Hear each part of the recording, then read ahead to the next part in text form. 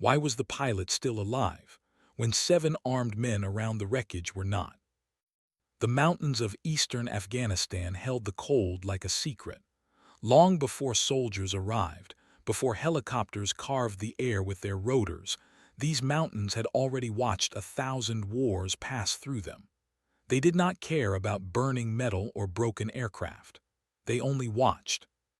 Below a jagged ridge, the shattered remains of an A-10 attack aircraft smoked quietly in the frost. Master Chief Owen Briggs moved slowly through the rocks with his SEAL team, boots grinding softly against gravel. 4 shadows in the gray before sunrise, rifles raised, eyes scanning. Their orders were simple. Find the pilot. Bring them home, dead or alive. But something about the crash site felt wrong. 7 bodies lay scattered across the hillside. Not clustered, not defensive. Spread apart as if they had been hunted. Briggs crouched beside the nearest corpse, 1 bullet wound, clean, precise. Petty officer whispered, almost to himself. A pilot didn't do this. The mountains answered with silence. Then the youngest man on the team spoke through the radio, his voice uncertain. Master Chief, I found the pilot. Briggs moved fast. Behind a stone outcrop, sitting upright with her back against the rock, was a woman barely larger than the rifle in her hands. 27 years old. Flight suit torn. Blood dried across her sleeve. And the pistol aimed calmly at Briggs, chest never trembled. Call sign, she said. Her voice was quiet, controlled, like someone who had already solved the problem of surviving the night. Neptune 6, Briggs answered. A long pause. Then she lowered the pistol. Captain Sloan Drake, she said. Call sign Ghost Rider. No relief crossed her face. Only calculation. Because somewhere in the mountains, something was still hunting them. Why had the enemies surrounded her plane before it even crashed? The team medic knelt beside her almost immediately. The wound in her thigh was deep, but the stitching was perfect. Not rushed, not sloppy. Precise surgical tension. Frowned. Who stitched this? She didn't look at him. I did. The youngest SEAL shifted beside them. He tried to hide the wince when he breathed. Sloan noticed immediately. You're favoring your right side, she said calmly. Shrugged, just sore. She looked at him once, quietly studying. Then she said something that made freeze. Tension pneumothorax. Blinked. She continued. Right lung, pressure building, 10 minutes before he collapses. Stared at her. Examined him again. She was right. Exactly right. Needle decompression, Sloan said. Second intercostal space, midclavicular line. Performed the procedure. Air hissed from the needle. Exhaled sharply as his lung expanded again. The medic looked back at Sloan with a new expression. Respect. But the questions were only beginning. Because pilots were not supposed to recognize battlefield trauma from across a room. And they certainly weren't supposed to survive a crash and eliminate 7 attackers alone. Studied her carefully. You're the pilot, he said slowly. She nodded once. He gestured toward the bodies. You do that. She didn't answer. Instead, she picked up a rifle lying near one of the corpses. A sniper rifle. She checked the bolt. Adjusted the scope. 4 seconds. The way someone handles a weapon they have known their entire life. Then she looked toward the... Someone else is still out there, she said quietly. And the mountains once again seemed to listen. Why did the first sniper die before anyone else even saw him? The team had barely moved 50 meters from the crash site when Sloan stopped. She studied the ridge ahead. Wind brushed through dry grass. Something about the pattern bothered her. Sniper, she said softly. Briggs raised binoculars. He saw nothing, but he trusted the tone in her voice. How far? He asked. She watched the carefully. 700 meters. Frowned. That's a guess. Sloane took the and went prone behind a rock. Not a guess. She waited. Seconds stretched. The cold air burned inside their lungs. Then a shadow shifted between two stones on the ridge. Her finger squeezed the trigger. The rifle cracked. Nearly a full second later, a distant shape collapsed behind the rocks. No one spoke. Not because they were impressed. Because they were trying to understand. Finally whispered. That rifle wasn't even zeroed. Sloane cycled the bolt calmly. Now it is. Briggs studied her. 27 years old. Bleeding. Running on adrenaline and exhaustion. And somehow holding a defensive perimeter against enemies she couldn't even see yet. Then the radio chirped. 3 separate enemy groups were moving toward their position. And one of them was using American equipment. The situation just became far more dangerous. Briggs turned toward Sloane. Captain, can you hold the southeast approach? She checked the terrain. Measured the distance. Read the wind. Then she nodded once. I can slow them. But she didn't say stop. Not yet. Why were American weapons being carried by men trying to kill them? The first enemy appeared at 400 meters. Disciplined movement. Professional spacing. Not insurgents. Not militia. Someone trained. Sloane's rifle cracked. The lead man dropped instantly. The group scattered. Return fire struck the rocks around her. She shifted position, calculating angles and wind without conscious thought. Second shot. Another enemy down. Fired from the northern flank. Briggs covered the valley approach. Behind them, fought to keep alive as blood pressure dropped. 6 minutes, the medic whispered. Sloane looked at the approaching fighters. They would reach them in 4. She fired again. Third target. Down. Fourth. Silence followed. One enemy retreated, dragging a wounded teammate away. She let him go. Sometimes restraint saved more lives than aggression. When she returned to the team, was breathing steadily again. Watched her with quiet disbelief. I misjudged you, he admitted. You judged the evidence you had, she said calmly. That's how professionals work. But Briggs was thinking about something else entirely. The missile that had shot her aircraft down had been perfectly timed. Too perfectly. Someone had known exactly where her plane would be. And now trained fighters were trying to retrieve something from the wreckage. Something inside her aircraft. Something worth killing everyone on the mountain for. Briggs spoke quietly. Captain, what were you carrying in that plane? Why did the war suddenly feel much bigger than one crashed aircraft? The helicopter extraction arrived just before sunrise. Rotor blades thundered across the valley. The team loaded first. Then Sloane stepped aboard. She looked back at the mountains once. 7 enemy bodies still lay scattered near the wreckage. The mountains did not care. They never did.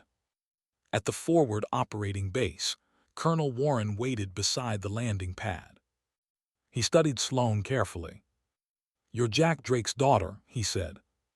She nodded. The colonel exhaled slowly. In Desert Storm, your father saved my battalion. A pause. I suppose today you saved another. Sloane said nothing. Because she wasn't thinking about recognition. She was thinking about the avionics module recovered from her aircraft. The one intelligence officers had taken immediately. The one that had triggered the ambush. Weeks later, Sloan would learn only fragments. Someone inside the system had been feeding flight path to unknown operatives.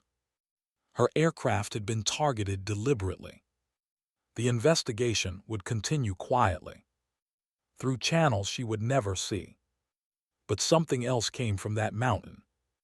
During the week she was grounded, Sloan began teaching a small group of pilots and medics how to fight, how to heal, how to survive when training alone was not enough. On the first day of the course, she wrote a sentence on the whiteboard, words her father once sent in a letter. The room fell silent as they read it. Heal when you can. Fight when you must. Know the difference. She looked at the soldiers in front of her. Men and women trained for different roles, different skills, different wars. And she said quietly, most people learn only one of these. Her eyes moved across the room. We're going to learn all three. Outside the window, the morning sun climbed slowly over the Afghan mountains. The same mountains that had watched the crash. The firefight. The rescue. And the quiet beginning of something new. Because sometimes heroism is loud. Explosions. Medals. Victory speeches. But sometimes, the strongest people never raise their voices. They simply act. And in the end, dignity does not speak. It proves itself in silence. Why did the missile lock onto her aircraft seconds after she changed course? Captain Sloan Drake had felt something was wrong long before the alarm screamed in her cockpit. The sky above the mountains was unusually quiet that morning. Too quiet for a sector where patrol aircraft normally heard scattered radio chatter, distant rotor noise, and the occasional crackle of ground communications. Instead, there had been only wind, and that uneasy feeling sitting behind her ribs. Her Thunderbolt II carved through the thin Afghan air, its twin turbofan engines humming with that familiar, steady rhythm pilots trusted more than their own heartbeat. She had flown this aircraft hundreds of times. The A-10 wasn't elegant, it wasn't fast, but it was honest. A flying tank. And Sloan loved it for that. Her visor reflected the pale glow of instruments, while the mountains rolled beneath her like frozen waves. Ghost Rider, confirm visual sweep complete, came the voice of the controller through her headset. Negative contact, Sloan replied calmly. Sector remains clear. But even as she spoke, her eyes lingered on the terrain below. Something was off. A convoy trail that should have been empty showed fresh tire marks. 3 vehicles. Heavy. Recently moved. She frowned slightly. Control, I'm seeing unusual ground tracks in grid sector Echo 9. Silence followed. Too long. Then the controller answered. Copy, stand by. Sloan didn't like the hesitation. In war, hesitation usually meant someone was thinking about the wrong thing. She adjusted course slightly, banking left to get a better look at the valley below. That was when the cockpit exploded with sound. Missile warning. A sharp red light flashed. The alarm screamed through her helmet. Her body reacted before the thought finished forming. Missile launch, missile launch. The radar display confirmed it. A surface-to-air missile streaking upward from the mountainside. Vast. Too fast. She slammed the countermeasure switch. Flares burst from the aircraft in blazing streams of white fire. The A-10 rolled sharply as she forced the heavy aircraft into an aggressive turn. The missile followed. Sloan's jaw tightened. Come on. The aircraft groaned under the stress of the maneuver. The missile cut through the flare cloud. Then curved. Locked back onto her. Her heart skipped. That should not happen. Not like this. Control, missile is tracking through flares. The response came late. Too late. Ghost Rider, you may be facing. The explosion ended the transmission. The missile struck the rear fuselage. The aircraft shuddered violently. Warning lights filled the cockpit like a storm of red stars. Hydraulics failing. Fuel pressure dropping.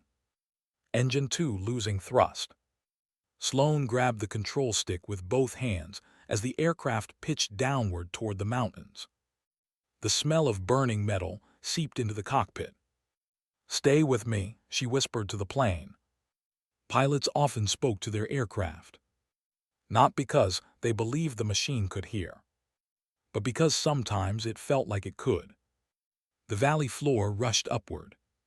She fought the controls, trying to stabilize the crippled aircraft. The A-10 responded stubbornly. Even wounded, it refused to die easily. But the damage was spreading. Electrical systems flickered. The control surfaces responded slower. Then something appeared on the radar screen that made her blood run cold. Multiple signals. Ground vehicles. Moving toward the crash zone. Before she had even hit the ground. They were already coming. And that meant only one thing.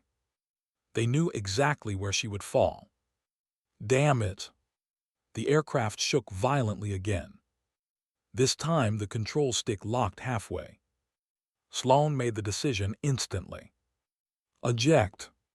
But something inside her stopped the motion. Her father's voice echoed in memory. Never leave a battlefield without knowing why it started. She scanned the cockpit quickly. The avionics module behind the seat. Encrypted flight routing data. Operational targeting information. If hostile forces recovered that, the consequences would reach far beyond this mountain range. She clenched her teeth. Not today. Instead of ejecting immediately, Sloan forced the crippled aircraft into a glide toward a rocky slope where the wreckage would scatter. Harder to recover. Harder to steal. Harder for anyone to understand. The ground rushed closer. The aircraft screamed across the mountainside. Metal tore against stone. The impact came like thunder. And then the world went black. Why were the enemy soldiers already waiting at the crash site? Sloan woke to the smell of smoke. And silence. Her helmet lay somewhere nearby. Cold air filled her lungs. For a moment, she didn't remember where she was. Then the pain in her leg arrived. Sharp. Hot. Immediate. She forced herself upright against the wreckage. The aircraft had broken apart across the rocky slope exactly as she intended. Good. Less salvageable. But the relief lasted only seconds. Voices echoed through the rocks. Not far away. Speaking quietly. Foreign accents. Multiple men. Moving carefully. Searching. Her heart slowed instead of racing. Panic wasted oxygen. Training replaced it. She checked herself quickly. Left thigh wound. Shrapnel. Bleeding heavily. She removed the survival kit from her vest. Compression bandage. Morphine. Needle. Her hands moved with calm precision, despite the shaking in her muscles. 30 seconds later the bleeding slowed. Then she heard boots crunching closer. 5 men appeared between the rocks. Armed. Professional. Not insurgents. Their gear was modern. Their movement disciplined. And 2 of them carried American rifles. That detail bothered her more than anything else. One of the men spoke. Find the pilot. Sloan quietly removed the pistol from her holster. 9 rounds. Not ideal, but enough if used correctly. Her father had taught her something once during a hunting trip in Montana. One bullet can solve many problems if you place it where the problem begins. She waited. The first soldier stepped around the wreckage. His rifle lowered slightly when he saw the empty cockpit. He expected a dead pilot. That mistake cost him everything. Her pistol fired once. The bullet struck just beneath his eye. He dropped instantly. The others reacted fast. But Sloane was already moving. She rolled behind another piece of wreckage as gunfire tore through the metal shell of the aircraft. Sparks flew. Stone shattered. She breathed slowly, counted their footsteps, measured their distance. Another man approached cautiously from the left. She waited until his shadow touched the rock beside her. Then she fired again. 2 shots. Center mass. He collapsed beside the first body. 3 soldiers remained. One shouted something in a language she didn't recognize. They began spreading out, trying to flank. Smart, but not fast enough. Sloane crawled uphill toward the rocks, ignoring the pain burning in her leg. Higher ground meant survival. The third man appeared between 2 boulders. He never saw the stone she rolled downhill toward him. The distraction made him turn. Her third bullet hit his throat. The last 2 men retreated briefly, regrouping behind cover. Sloane finally allowed herself a single breath. 4 down. But she knew the truth. They weren't hunting a pilot. They were hunting something from the plane. And they weren't leaving without it. She picked up one of the fallen rifles. A sniper rifle. She checked the magazine. 6 rounds. The wind moved through the mountains again. Cold. Sharp. Patient. She settled behind the rocks and waited for the next move. Minutes passed. Then one of the remaining soldiers shouted from behind cover. "Pilot, you cannot escape. More men are coming." Sloane almost smiled, because she had no intention of escaping. Not yet. The first sniper appeared on the ridge 10 minutes later. He raised his rifle toward her position. But Sloane was already watching through the scope. The shot echoed through the valley. The sniper fell backward over the ridge. The final soldier broke and ran. She let him go. Fear was sometimes more useful than death. Now the mountains were quiet again. For a moment, then the sound of distant boots echoed from the valley below. More men, just like the survivor promised. Sloane adjusted the rifle and studied the terrain. Her legs throbbed with every heartbeat. Her ammunition was almost gone. And somewhere above the clouds, American rescue teams were still searching for a pilot they assumed was dead. She whispered quietly to the wind, "Better hurry," because the next wave of enemies was already climbing the mountain. And she wasn't finished fighting yet. How could a pilot survive a crash like that and still keep moving? The question hung in the air long before anyone said it aloud. The valley was silent again. Not peaceful silent. The kind of silence that comes after violence. After engines tear the sky open. After metal breaks against rock. Master Chief Owen Briggs knelt beside the blackened crater where the aircraft had first struck the mountainside. The wreckage was scattered across nearly 200 meters of frozen slope. Pieces of wing, fragments of avionics, a torn panel still bearing faded gray paint. The kind of damage that usually meant one thing: no survivors. But the tracks in the snow told a different story. Someone had crawled out. Not far, not fast, but far enough to disappear into the rocks. Briggs studied the ground carefully. His gloved fingers hovered above the snow but never touched it. The trail was thin, uneven. Drops of blood, spaced apart like quiet punctuation marks. Petty officer shifted nervously behind him. "Sir," he whispered, "you seeing this?" Briggs didn't answer immediately. He had seen footprints like these before. In other mountains, in other wars, the footprints of someone running on nothing but training and stubborn will. Finally, he nodded. Yeah, he said quietly. Followed the trail with his eyes. Then he frowned. Sir, something's off. Briggs already knew. The footprints were too small. At first glance, they looked like standard flight boots, but the spacing, the depth, they didn't match the usual profile. Pilot's lighter than expected, muttered. Corpsman crouched nearby, studying a blood stain frozen into the snow. Not just lighter, he said, injured bad too. He pointed at the crimson patch spreading across the white surface. That's internal bleeding. Briggs finally spoke again. Means we don't have much time. The team began moving again, slow and deliberate, following the trail uphill toward a jagged ridge of black stone. The sky was beginning to lighten now. The first thin gray line of dawn stretched along the horizon. And dawn in these mountains meant exposure. If enemy patrols had seen the jet go down, they'd already be moving. Kept glancing around nervously. You think the pilot knows we're coming? Briggs shook his head.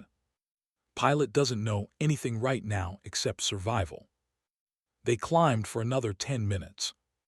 The wind grew stronger near the ridge. Snow blew sideways across the rocks. Then suddenly froze. Hold!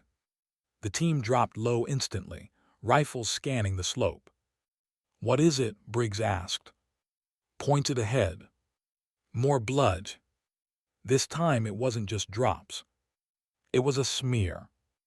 A long streak dragged across the snow like someone had collapsed, then forced themselves forward again. Exhaled slowly. Jesus.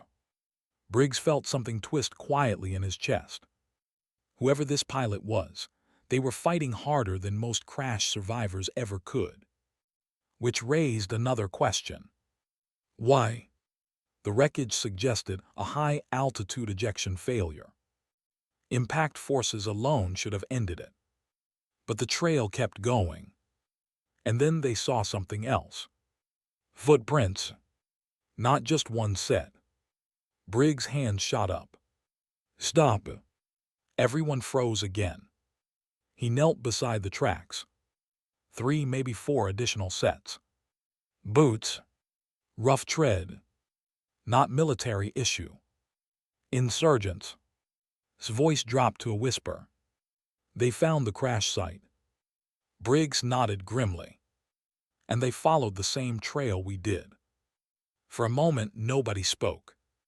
The reality settled over them like the cold mountain air. They weren't just rescuing a pilot anymore. They were racing someone else to reach her first. Briggs stood slowly. How fresh? Examined the snow carefully. Maybe 20 minutes ahead of us. His jaw tightened. That's bad. Briggs looked toward the ridge where the trail disappeared. Yes, he said quietly. It is. He turned to the team. Move faster but stay quiet. The mountain grew steeper as they climbed. The trail led toward a narrow pass between 2 towering slabs of rock. A choke point. Briggs didn't like choke points. They forced decisions. And mountains loved punishing bad ones. He motioned for to flank left while stayed close behind. They advanced slowly now, weapons raised. The wind howled through the pass like something alive. Then they heard it. A voice. Shouting. Foreign language. Harsh. His eyes widened.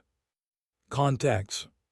Briggs pressed against the rock wall, listening carefully. 2 voices. Maybe 3. Excited. Arguing. They had found something. Briggs leaned slightly around the edge of the stone and looked into the narrow passage. 3 armed men stood about 40 meters away. Their rifles hung loosely at their sides. They were focused on something on the ground between them. Briggs couldn't see clearly yet. but whispered what everyone was thinking. Pilot, maybe, or maybe something worse. One of the insurgents suddenly stepped back, raising his weapon. Another shouted angrily. Then, a gunshot cracked through the valley. But it wasn't theirs. It came from the ground. One of the insurgents dropped instantly. The other two spun in shock. Another shot rang out. Precise.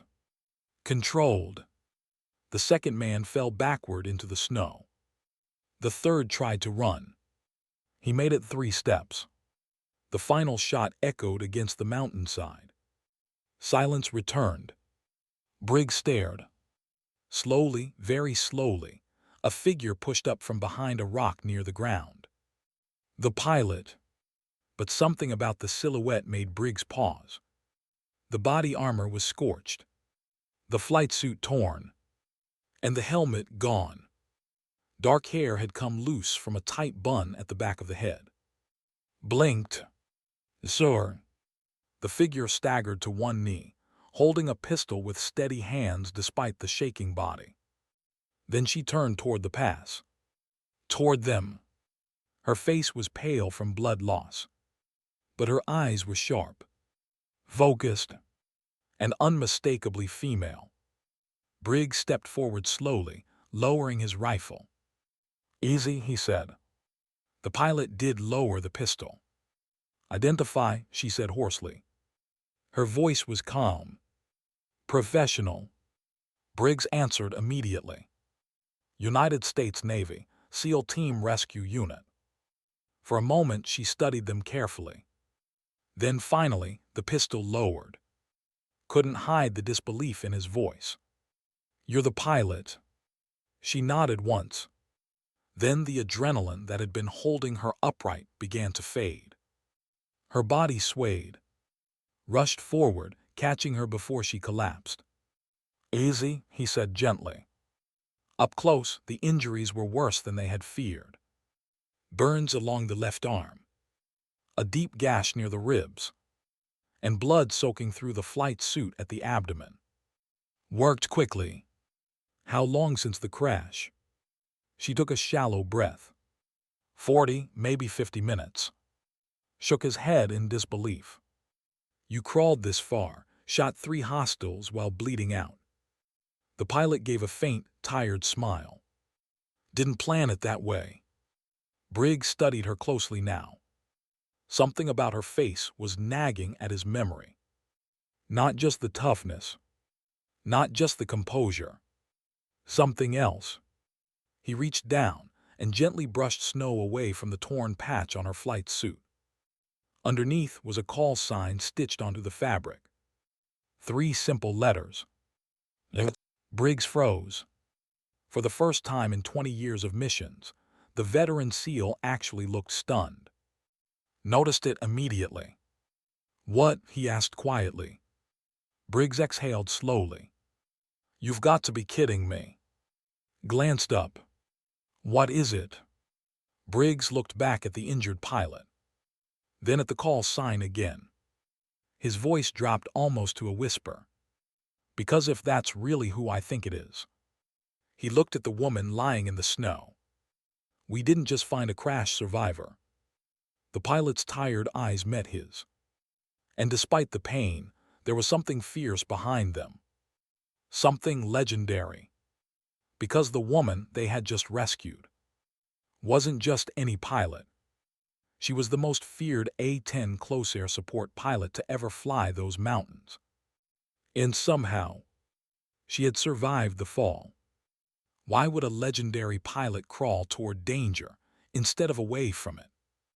The question lingered in Master Chief Owen Briggs' mind as the rescue team pushed deeper into the mountain pass, carrying the wounded pilot between them. The wind had grown stronger. Snow blew across the narrow trail in thin white sheets, erasing footprints almost as quickly as they were made. But the weight they carried was impossible to ignore. She was lighter than most soldiers. But right now, even lifting her felt heavy. Not because of her body. because of what her name meant. Muttered quietly as they moved. He still sounded like he didn't believe it. The call sign carried weight in certain circles, especially among ground forces who had once depended on the roar of an A-10 above them. The aircraft that had saved countless lives, and the pilot who flew it better than almost anyone. The stories were half legend. A pilot who flew dangerously low through mountain valleys when other aircraft stayed high. A pilot who stayed in the air long after fuel warnings screamed. A pilot who refused to leave soldiers behind. But stories didn't prepare anyone for the reality. The woman they were carrying now looked barely conscious. Her breathing was shallow. Every step sent small tremors through her body. Corpsman kept one hand pressed against the wound beneath her ribs, applying pressure while walking. "We need cover," he said quietly.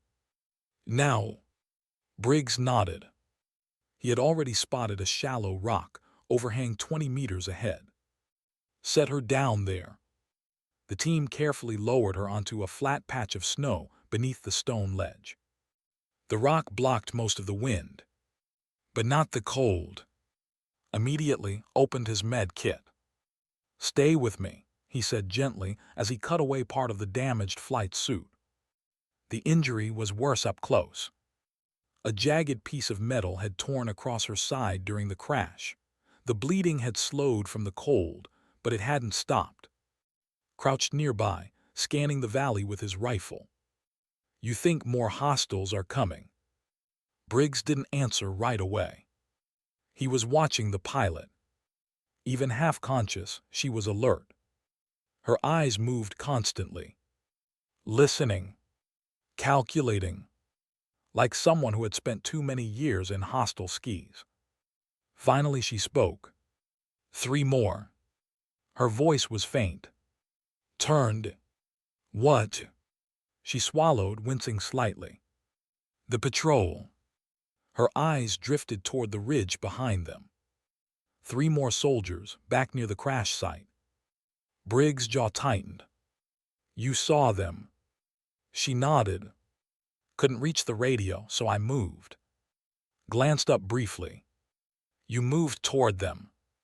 She gave a weak breath that almost resembled a laugh. "They were between me and the valley." It was simple logic, but it took a certain kind of mind to make that choice while injured. Looked at Briggs again. "Sir, we should move." Briggs agreed. Enemy patrols this close to the crash meant reinforcements wouldn't be far behind. But wasn't finished. "I need 2 minutes." Briggs checked the horizon. The sky was turning pale blue now. Sunrise was coming fast, and daylight in these mountains made hiding nearly impossible. "You've got 90 seconds. Worked quickly, sealing the wound with compression bandages and injecting a stabilizer. The pilot flinched slightly but didn't complain. Instead, she looked up at Briggs. "Your team came fast." Her voice carried quiet curiosity. Briggs shrugged lightly. "Someone had to." She studied him for a moment. Then her gaze shifted toward the sky above the mountains. "Did command say who I was?" Snorted softly. "They didn't have to." He pointed at the call sign on her suit. "Kind of gives it away." A faint shadow crossed her expression. Not pride. Something closer to discomfort. "Call signs travel too far," she murmured. Finished the bandage and leaned back. "That's because people talk when someone saves their lives." For a moment, none of them spoke. Then the pilot surprised them. "Some didn't make it." Her voice was quiet. Heavy. Opened his mouth, then stopped. Briggs recognized that tone. Every veteran soldier knew it. The weight of survival. He stood. "We move now."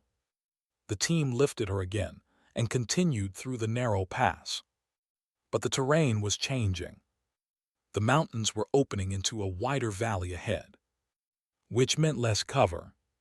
And more visibility. Scanned the nervously. I don't like this. Briggs didn't either. But the extraction point was only 2 kilometers away. If they reached it, a helicopter could pull them out before enemy reinforcements arrived. Simple plan. But mountains rarely allowed simple plans. They had just reached the edge of the valley when the pilot suddenly tensed. Stop. The word came out sharper than expected. Briggs froze instantly. What is it? Her eyes were fixed on the distant slope ahead. The ridge. Lifted his rifle scope and looked. At first he saw nothing. Just rock. Snow. Wind. Then a flicker of movement. His stomach tightened. Contacts. 2 figures appeared on the ridge. Then another. Then another.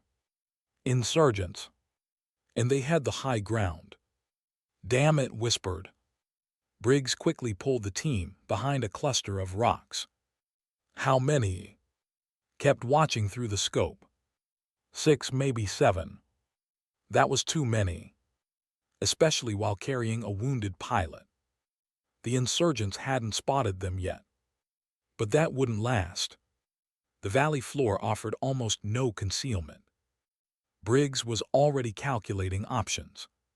Fight, hide, or run. None of them looked good. Then the pilot spoke again. Put me down. Briggs looked at her. Not happening. Her voice hardened despite the exhaustion. Put me down. Frowned. You're barely stable. I know. Her eyes moved toward the valley, then toward the distant ridge. They're watching the open ground. Briggs followed her gaze. They'll see us the moment we cross. She nodded. Yes. Lowered his scope. So what's your plan? For a moment she didn't answer. Then she slowly reached toward the pistol resting against her chest. Same thing I did in the sky. Briggs studied her carefully. You're not flying right now. No, she said softly. But I'm still protecting the ground team. The words hung in the cold air. And suddenly Briggs understood. You want to draw them out. She nodded once. If they think I'm alone. Shook his head immediately. That's insane. But the pilot's eyes stayed fixed on Briggs. You know it'll work. Briggs hated that she was right. The insurgents would focus on a wounded survivor trying to escape. Not on a hidden SEAL team moving through cover. But the risk. He exhaled slowly. You'd last maybe 30 seconds out there. A faint smile touched her lips. 30 seconds is a long time when someone's aiming back. Looked furious. You're not bait. She met his eyes calmly. No. Then she nodded toward the valley. I'm air support. The words were quiet, but they carried the same stubborn strength that had dragged her across half a mountain while bleeding. Rubbed his face in disbelief. Briggs stared at the ridge again. 7 enemy fighters. High ground. And daylight rising.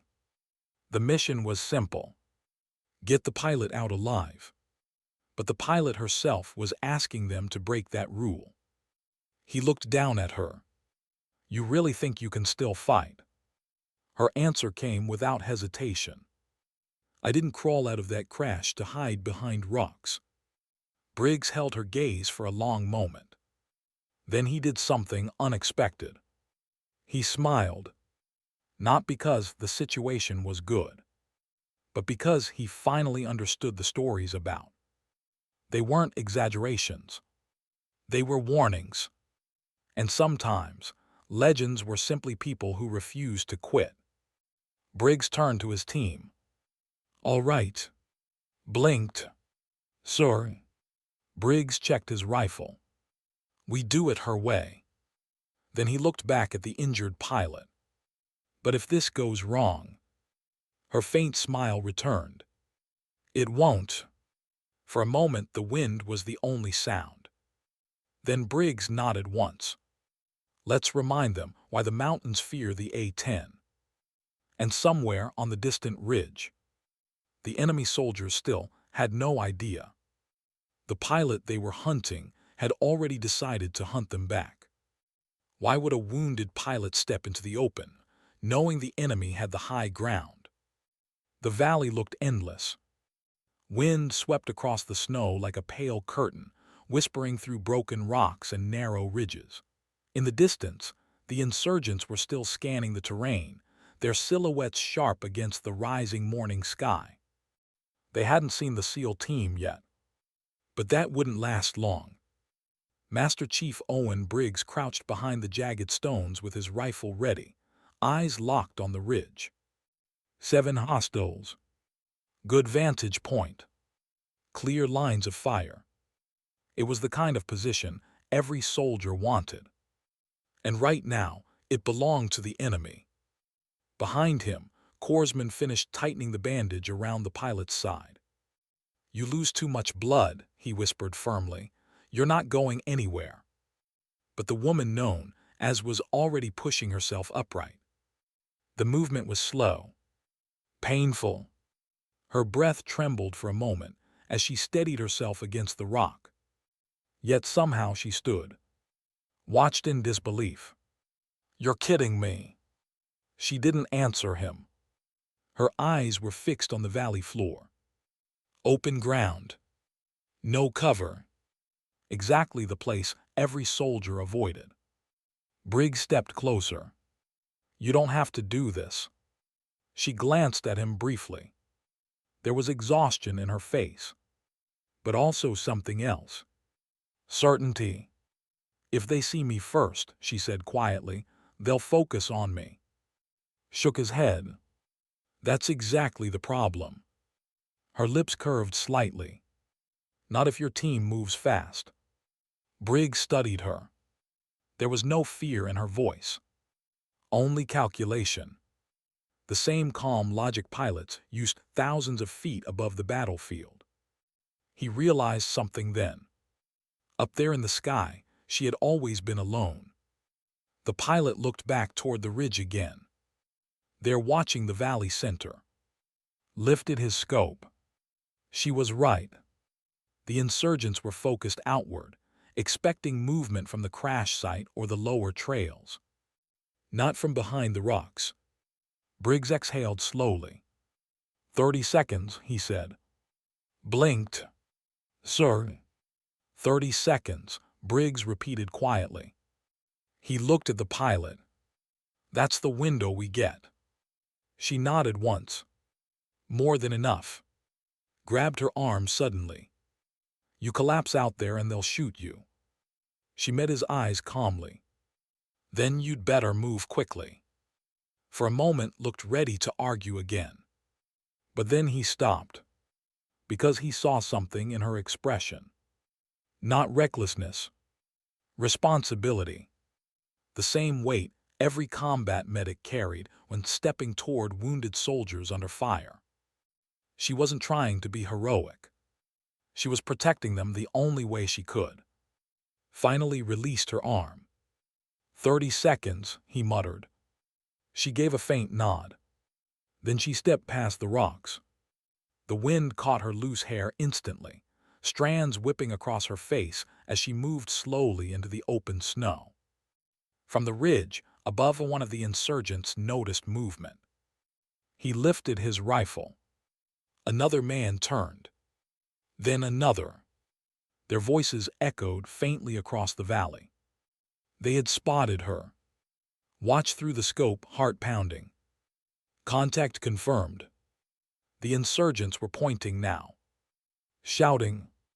One of them began moving down the slope toward her. Exactly what she wanted. The pilot staggered slightly as she walked. The injury in her side screamed with every step. But she kept moving. Toward the center of the valley. Toward their attention. One insurgent fired a warning shot. The bullet struck the snow several feet from her boots. She stopped.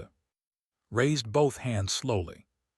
From the ridge, it probably looked like surrender. Whispered into his radio. They're focused on her. Briggs nodded. Go.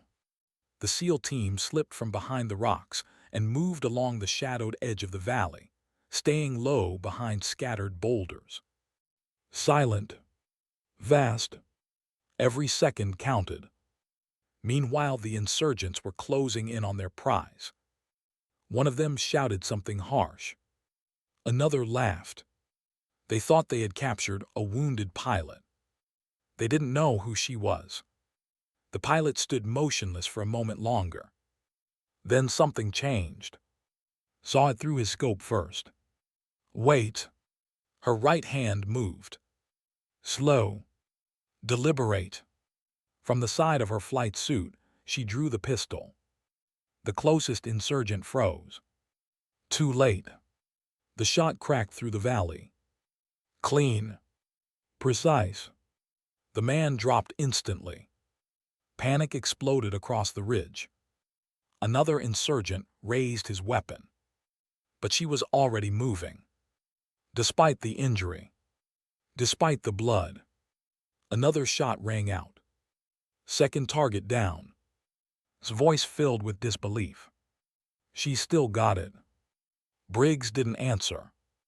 He was already positioning his rifle behind a rock overlooking the ridge. The insurgents were scrambling now, trying to locate the threat, which meant they still hadn't noticed the SEAL team moving into position. Exactly as planned. The pilot fired again. Her aim was slower now, her breathing heavier. But the third insurgent went down. The remaining fighters shouted in confusion. Some aiming at her. Some scanning the rocks.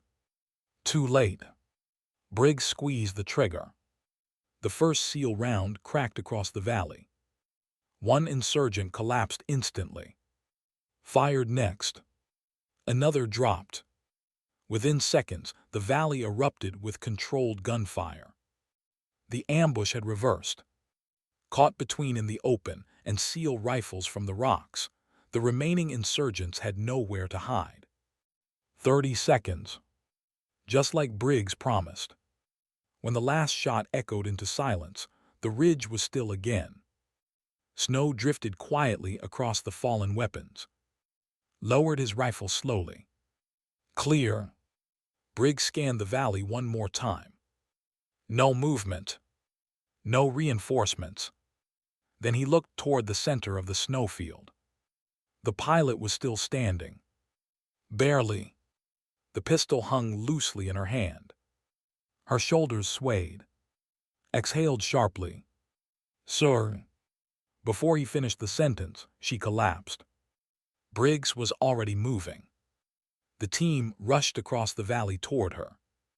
Reached her first, catching her before she hit the ground fully. Hey, stay with me. Her eyes flickered weakly. Did it work? Briggs knelt beside her. It worked. Looked up toward the ridge. 6 enemy fighters neutralized. No injuries to the team. Extraction route clear. He shook his head slowly. You just wiped out half a patrol while bleeding out. The pilot gave the faintest smile. Close air support. Checked her pulse again. It was weaker now. We have to move now. Briggs nodded. The extraction point was less than a kilometer away. But time was running out. The team lifted her carefully again. This time she didn't protest. As they carried her across the valley, the sunlight finally crested the mountain peaks, spilling gold across the snow. The pilot's eyes opened briefly. She looked up at the sky. For a moment, something peaceful crossed her face. Then she whispered quietly. Strain. Leaned closer. What? Her voice was barely audible. Being on the ground.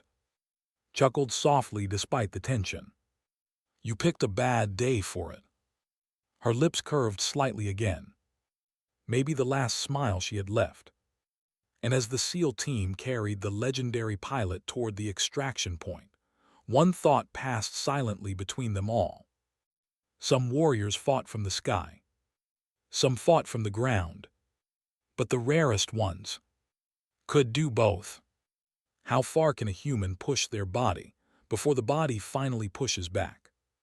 The question haunted every step as the SEAL team moved across the final stretch of the valley. The extraction point was close now, less than a kilometer. But in combat, distance meant nothing. Time meant everything. And time was slipping. The wind had softened as the morning sun rose over the jagged peaks, painting the mountains in pale gold. It should have been beautiful. But none of them noticed. Their focus was on the woman they carried. The legendary A-10 pilot, who had once ruled the skies over battlefields like a silent guardian. Now she barely stirred. Her breathing had grown shallow again. Korsman checked her pulse while walking. Still there, but fading. "Stay with me," he muttered quietly. Walked ahead, scanning through his rifle optic. "LZ is 200 meters," he said. Master Chief Owen Briggs nodded. "Radio the bird." Grabbed the transmitter on his vest. "Viper 1, this is Ghost Team. Package secured. Request immediate extraction." For a moment only static answered. Then the calm voice of the helicopter pilot crackled through the radio. "Ghost Team, this is Viper 1. Copy that, 2 minutes out." 2 minutes. In a hospital that meant nothing. Out here it was an eternity. They moved faster, boots crunching through thin ice and snow. Briggs kept glancing toward the mountains behind them. He knew insurgents would eventually investigate the gunfire echoing through the valley. And when they did, they'd come looking. The extraction zone appeared ahead. A wide clearing between tall stone walls. Perfect for a helicopter landing. Reached the center and raised a bright signal panel. "LZ marked." The sound came moments later. Low. Distant. The unmistakable thump of helicopter blades cutting through mountain air. Exhaled. Music to my ears. But wasn't celebrating. He was still focused on the pilot. Her eyelids fluttered slightly. For the first time since collapsing, she was waking again. "Hey," he said gently. "You're almost out." Her gaze shifted slowly. Unfocused at first. Then it found the sky above. Clear blue. Silent. She blinked weakly. "Where?" "Extraction zone," Briggs said quietly. "We're getting you home." For a long moment she didn't respond. Her breathing trembled slightly, as if the words had carried more weight than expected. "Home." Finally her eyes moved toward Briggs. "Did the team make it?" The question surprised them. Frowned. "What team?" Her voice was barely audible now. "The ground unit, earlier mission." Briggs understood. Even now, lying half-conscious after surviving a crash, she was thinking about the soldiers she had supported from the air. He nodded. "They made it." Relief softened her expression. "A small thing, but real." Shook his head quietly. "You're something else, you know that." The helicopter roared over the ridge then, descending quickly toward the clearing. Wind exploded across the snow as the Black Hawk hovered above the ground. The side door slid open. 2 medics leaned out. "Bring her in." The SEAL team rushed forward through the swirling snow. The rotor wash was deafening now, and Briggs lifted her onto the helicopter stretcher. The medics immediately began working. IV line, oxygen mask, rapid trauma assessment. One of them looked at. "You kept her alive this long." Shook his head slightly. "No." He nodded toward the pilot. She did that. The helicopter lifted off seconds later. The valley dropped away beneath them. Ridges. Snowfields. The shattered crash site far behind. Inside the cabin, the noise softened to a deep rhythmic roar. Sat back against the wall, finally relaxing. Hell of a morning. Briggs didn't answer. He was watching the pilot. Her eyes were open again. Faint but aware. She looked through the open side door at the mountains passing below. For years, this had been her world. The sky above battlefields. The roar of engines.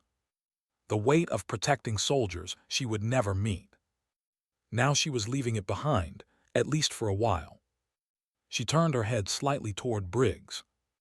Did I lose the jet? Briggs almost laughed. You're worried about the jet.